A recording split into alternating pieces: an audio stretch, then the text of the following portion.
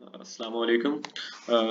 So basically हमारा जो project है एआई ऑर्थो स्कैन, जिसका मैं इंट्रोडक्शन दे देता हूँ, जो कि पेशेंट की मेडिकल स्कैन्स के ऊपर डायग्नोसिस और ट्रीटमेंट सजेस्ट करता है। उसके और भी कुछ मॉड्यूल्स हैं, वो मैं रन टाइम के ऊपर गाइड कर देता हूँ।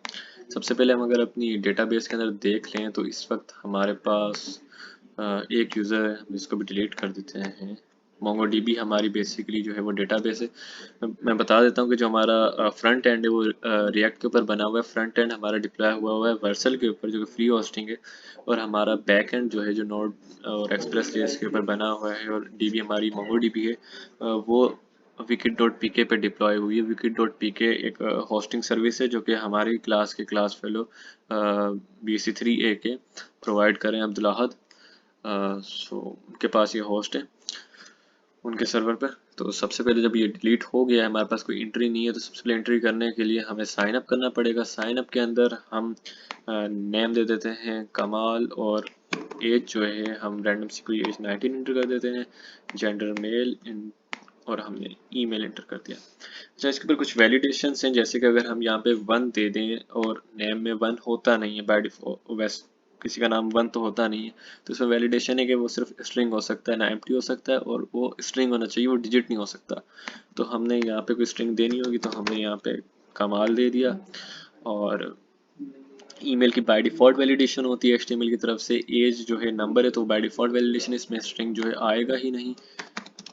और जेंडर जो ड्रॉप डाउन से आपने 2 ही सेलेक्ट करने, मेल या फीमेल। पासवर्ड की वैलिडेशन ये है कि अगर हम कोई पासवर्ड हमारा 8 characters long, at least 1 upper case letter, 1 lower case letter, 1 special character और 1 नंबर होना चाहिए। हम ऐसा ही सी जो है बेस्ड के ऊपर एक पासवर्ड जनरेट कर लेते हैं, और ये हमारा अलर्ट आ गया कि यूज़र रजिस्टर सक्सेसफुली। अगर हम अपनी डेटाबेस के अंदर देखेंगे क्या यूज़र सक्सेसफुली रजिस्टर हुआ है, तो हमारी कलेक्शन में हाँ एक यूज़र जो है वो सक्सेसफुली रजिस्टर हो गया है। ये कुछ उसकी जो है /ID है, इसका फुल नेम है, इसका एज, इसकी gender, email, password, patient ID जो कि यूनिक आईडी है, हर पेशेंट की जनरेट होती है, और क्रिएटेड डेट जो उसकी डेट का ऑब्जेक्ट है, जो करंट डेट है वो। सो ये हमारे पास आ गया। जो हमारा पासवर्ड है ये यहाँ पे क्रिप्टेड फॉर्म के अंदर, जो एक्सप्रेस जेएस का bcrypt मॉड्यूल है उससे ये क्रिप्ट हुआ है। इसको जो क्रिप्ट करने के लिए स्ट्रिंग यूज़ की गई, उसका नाम था डांसिंग लिजर्ड। कोई भी आप यूज़ कर सकते हैं, आप रैंडम भी यूज़ कर सकते हैं। सो अभी हमने जो अपना यूज़र था वो यूज़र देते हैं, लेकिन पासवर्ड रियल पासवर्ड नहीं देते, पासवर्ड कोई फेक देते हैं, तो हमारा इनवैलिड क्रीडेंशियल्स आ गया। अगर हम अपना ईमेल भी चेंज कर दें तो यहाँ पे यूज़र नॉट फाउंड आएगा, यानी एरर के अंदर भी प्रॉपर जो है वो हैंडलिंग है कि किस एरर के ऊपर और किस रिस्पांस कोड के ऊपर क्या जो है वो आके जो है रिस्पांस प्रिंट होना चाहिए। अगर हम अपना करेक्ट जो है वो देते हैं और यूज़र लॉगिन कर जाएगा, उसके बाद यूज़र लॉगिन करने के बाद वो बेसिकली डैशबोर्ड पे आएगा। हमारे लॉगिन साइन अप के बाद डैशबोर्ड है, पेशेंट रिकॉर्ड है और ट्रीटमेंट है। डैशबोर्ड के ऊपर आपको एक्सेस मिलता है पेशेंट रिकॉर्ड ट्रीटमेंट का, लेफ्ट टैब के ऊपर भी आपको एक्सेस मिलता है इन दोनों चीज़ों का। अगर हम पेशेंट रिकॉर्ड के अंदर जाएं तो पेशेंट रिकॉर्ड में पेशेंट की डिटेल्स होती हैं, जो नेम, एज, मेल और आईडी नंबर है। ये जो वाइट अपलोड आइकन दिख रहा है यहाँ पे, जब आप अपने डायग्नोसिस में इमेज अपलोड करेंगे, स्कैन अपलोड करेंगे मेडिकल, तो वो यहाँ पे अपलोड हो जाएगा।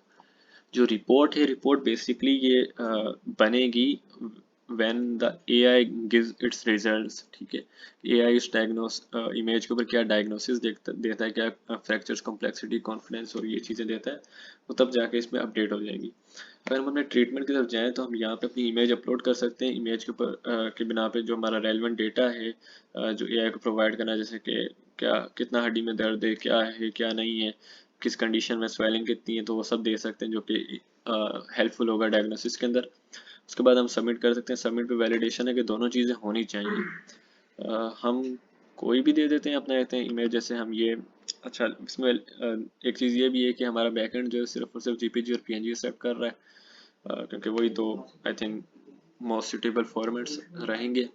अगर हम कोई भी रेलेवेंट डेटा पहले डेटा नहीं देते और ऐसे अपलोड करते हैं तो अपलोड नहीं होगा, लेकिन ये रन टाइम पे अपडेट्स यहाँ पे ज़रूर हो गया, जो पहले यहाँ पे अपलोड का इमेज आ रही थी।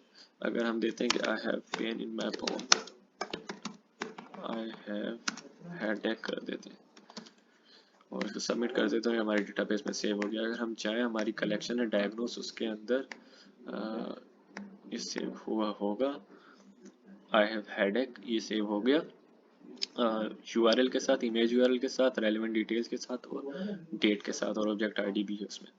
और ये जो हमने आई हैव हेडेक के सेव होने के बाद, अलर्ट जनरेट होने के बाद यहाँ रन टाइम पे भी सेव हो गया। डायग्नोस इस वक्त डायग्नोस बटन के ऊपर कोई फंक्शनैलिटी नहीं है क्योंकि ये इस वक्त कंप्लीट नहीं है, इसके लिए एक AI मॉडल चाहिए होना था जो कि इस वक्त नहीं है। और हमें कोई पर्टिकुलर किसी API नहीं मिली जो कि ऑर्थोपेडिक्स पे काम करती है, इस वजह से इसको इस वक्त के लिए लीव किया गया। अब जो हमारी ये इमेज है जो कि सेव हुई है डेटाबेस में, अभी हमारे पेशेंट रिकॉर्ड के अंदर भी दिख रही है।